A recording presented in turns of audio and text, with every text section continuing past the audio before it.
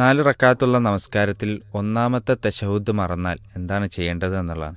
നമസ്കാരത്തിൽ രണ്ട് രൂപത്തിലുള്ള കാര്യങ്ങളുണ്ട്. ഒന്ന്, നിസ്കാരത്തിന് അനിവാര്യമായ കാര്യങ്ങൾ, റുക്കുനുകൾ എന്ന് പറയും.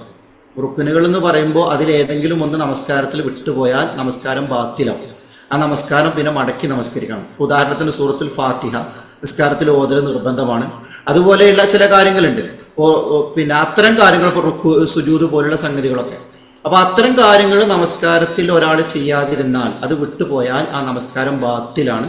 അയാൾ രണ്ടാമത് വീണ്ടും ആ നമസ്കാരം മടക്കി നമസ്കരിക്കണം. എന്നാൽ ചില കാര്യങ്ങൾ നമസ്കാരത്തിന്റെ നിർബന്ധ ഘടകങ്ങളുണ്ട്. ആ നിർബന്ധ ഘടകങ്ങളിൽ ഏതെങ്കിലും ഒന്ന് വിട്ടുപോയാൽ ആ നമസ്കാരത്തെ അത് ബാധിക്കുകയില്ല. മറിച്ച് അതിന് പകരം അവസാനത്തിൽ സഹവിന്റെ 2 സുജൂദ് ചെയ്യുകയാണ് ചെയ്യേണ്ടത്. ഇവിടെ നമസ്കാരത്തിലെ ഒന്നാമത്തെ അത്തഹിയാത്തിലുള്ള തശഹുദ് എന്ന് പറഞ്ഞാൽ ആ ഇരുത്ത നമസ്കാരത്തിന്റെ വാജിബാത്തുകളിൽ പെട്ടതാണ്, നിർബന്ധത്തിൽപ്പെട്ടതാണ്.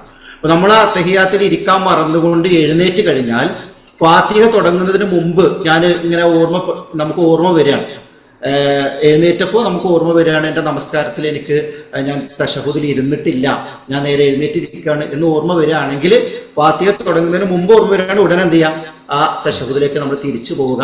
എന്നിട്ട് തശഹുദ് ചെല്ലിയതിന് ശേഷം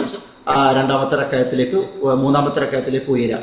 ഇനി ഒരാളത് മറന്നു പോയി കഴിഞ്ഞാൽ സൂറത്തുൽ ഫാത്തിഹ അയാൾ ആരംഭിച്ചു, ഓതാൻ തുടങ്ങിയെങ്കിൽ അയാൾ രണ്ടാമത് ആ തശഹുദിലേക്ക് തിരിച്ചു പോകേണ്ടതില്ല. അയാൾ ആ നമസ്കാരം മൂന്നാമത്തെ റക്അത്ത് പൂർത്തിയാക്കി, ഇപ്പം മഗ്രിബാണെങ്കിൽ മൂന്നാമത്തെ റക്അത്ത് പൂർത്തിയാക്കിയിട്ട്, അതല്ലെങ്കിൽ 4 റക്അത്തുള്ള നമസ്കാരമാണെങ്കിൽ 4ാമത്തെ റക്അത്തും കഴിഞ്ഞതിന് ശേഷം സലാം വിട്ടുന്നതിന് മുമ്പ് 2 സഹവിന്റെ മറവിയുടെ 2 സുജൂദ് ചെയ്താൽ മതി. അപ്പം അതുകൊണ്ട് തന്നെ അത് വിട്ടുപോയി എന്നുള്ളത് കൊണ്ട് അത് നമസ്കാരത്തെ ബാധിക്കുകയോ നമസ്കാരം ബാത്തിലാക്കുകയോ നമസ്കാരം മടക്കി നമസ്കരിക്കുകയോ ചെയ്യേണ്ടതില്ല.